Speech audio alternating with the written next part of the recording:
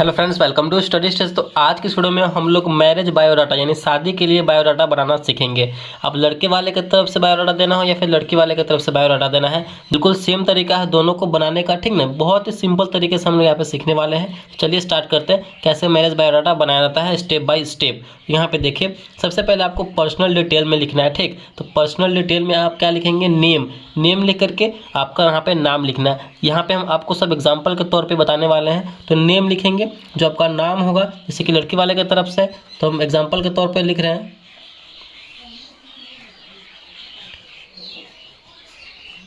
रेखा कुमारी। आप एग्जाम्पल के तौर पे यहाँ पे देखते चले, बिल्कुल इसी तरीके से जो है हमें बायोडाटा बनाना है, ठीक। नेम के बाद आपको देना है डेट ऑफ बर्थ या फिर बर्थ डेट, ये आपको देना पड़ेगा। जो आपका डेट ऑफ बर्थ होगा वो लिखेंगे, जैसे कि एग्जाम्पल के तौर पे आपको बिल्कुल वैसे ही लिखना है, जैसे कि 12 मार्च 1999।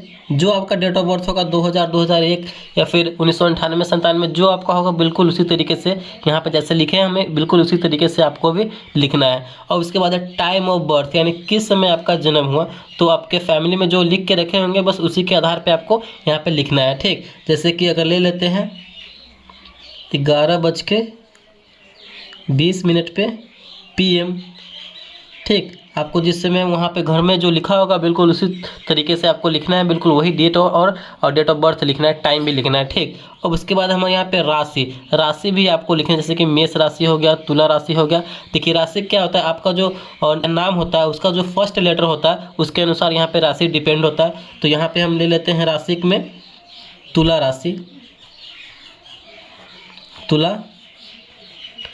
राशि, या आप गूगल पे भी सर्च करेंगे, आपका जो नेम का फर्स्ट लेटर होगा उसके अनुसार जो है तुला है या फिर बहुत सारा उसमें है मेष राशि है, वो आपको पता चल जाएगा, ठीक।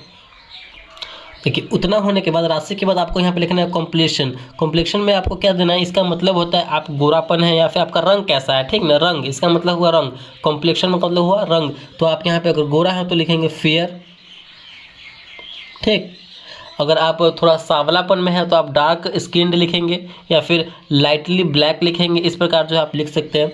और हाइट, उसके बाद कॉम्प्लेक्शन के बाद आपको लिखना है हाइट जो आपका होगा वहाँ पे हाइट आपको यहाँ पे मेज़र करना है, डिफाइन करना है। जैसे कि हाइट ले लेते हैं 5 फीट 2 इंच।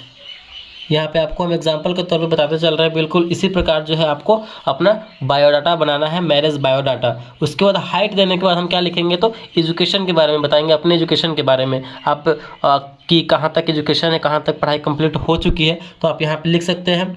अगर आपने BSc कर लिया तो यहाँ पर आप लिख लेंगे BSc। आप कुछ भी लिख सकते हैं। अगर आपने MBBS यहाँ पर किया तो आप लिख सकते हैं MBBS। मतलब जहाँ तक आपकी पढ़ाई कंप्लीट हो गई है वो आपको यहाँ पे शो करना है, ठीक। उसके बाद यहाँ पे आप आगे जो है देखिए, एजुकेशन के बाद हमको क्या देना है, जॉब ऑक्यूपेशन। या फिर ऑक्यूपेशन मतलब अगर आप गवर्नमेंट जॉब है या फिर प्राइवेट जॉब कर रहे हैं तो उसके बारे में लिखना है, या फिर कोई भी आपका व्यवसाय है उसके बारे में लिखना है। यहाँ पर जॉब कर रहे हैं, यहाँ पर अगर जॉब कर रहे हैं तो आप यहाँ पर लिख सकते हैं। अगर गवर्नमेंट टीचर है तो यहाँ पर लिख सकते हैं टीचर, ठीक। अगर आप कुछ भी डॉक्टर हैं तो यहाँ पे लिख सकते हैं डॉक्टर, कुछ भी हो तो आपको वहाँ पे शो करना है। आगे देखते हैं, यहाँ पे कंप्लीट जब पर्सनल डिटेल कंप्लीट हो जाता है तो उसके बाद हमें जो है फैमिली डिटेल्स लिख करके अपने फैमिली में जितने भी मेम्बर हैं उनका नाम और क्या क्या वो कर रहे हैं, ऑक्यूपेशन उनका क्या है, वो हमें शो करना होता है। जैसे कि यहाँ पे फैमिली डिटेल में फादर्स नेम, आपके जो पिताजी का नाम होगा वो यहाँ पे हमें लिखना है। तो यहाँ पे हम जैसे एग्जाम्पल के तौर पर लिख रहे हैं राकेश सिंह। आप कुछ भी लिख सकते हैं, जो आपके पिताजी का नाम होगा वो लिखिएगा, ठीक। उसके बाद फादर्स ऑक्यूपेशन, आपके पिताजी का नाम ये हो गया। उसके बाद फादर्स ऑक्यूपेशन, आपके पिताजी का व्यवसाय क्या है, क्या करते हैं वो। अगर फार्मर है तो आप यहाँ पे लिख सकते हैं फार्मर। अगर वो जॉब में है तो आप लिख सकते हैं जॉब, कुछ भी लिख सकते हैं। चलिए यहाँ पे हम लिख देते हैं बिजनेसमैन है, यहाँ पे आप लिख सकते हैं बिजनेसमैन, ठीक। उसके बाद मदर्स नेम, आपके जो माताजी का नाम होगा वो यहाँ पे लिखना है। तो एग्जाम्पल के तौर पे आपको हम बता रहे हैं यहाँ पे मीना देवी। उसके बाद आपकी जो माताजी क्या व्यवसाय करती हैं, घर में हाउस वाइफ है या फिर कोई गवर्नमेंट जॉब है या फिर प्राइवेट जॉब में काम करती हैं, तो वो आपको देना है। तो यहाँ पे हम लिख देते हैं हाउस वाइफ ही लिखते हैं, जो होगा आपको यहाँ पे शो करना है, ठीक।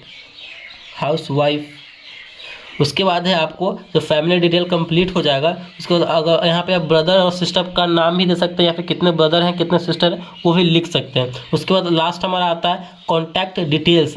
आपका कॉन्टैक्ट डिटेल्स तो देना पड़ेगा, मोबाइल नंबर हो गया या फिर घर का मोबाइल नंबर हो गया या फिर लैंडलाइन हो गया या फिर पर्सनल जो मोबाइल नंबर वो लिख सकते हैं। तो अपने फादर जी का ही लिखेंगे, यहाँ पर जो भी नंबर होगा वो यहाँ पे हमें लिख देना है मोबाइल नंबर। उसके बाद एड्रेस, आपका पूरा एड्रेस यहाँ पे हमें लिखना है, जैसे कि विलेज लिख करके डैश देंगे, आपके जो गांव का नाम होगा वो लिखेंगे।